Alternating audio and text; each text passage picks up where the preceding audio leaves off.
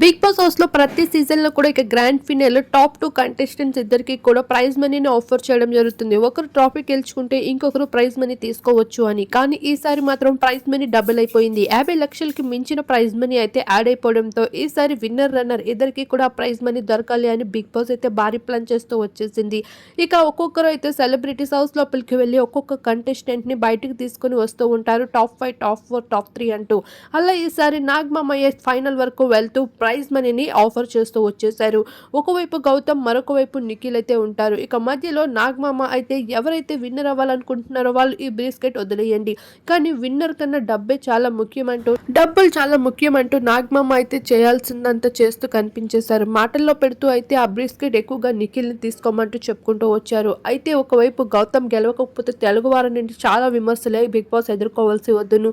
ఇక ఆ భాగంగానే ఒకరికి బ్రిస్కెట్, మరొకరికి అయితే ట్రాఫీని అందించడానికి అయితే సమాన హక్కుగా అన్ని ప్రయత్నాలు చేస్తూ ఉన్నారు.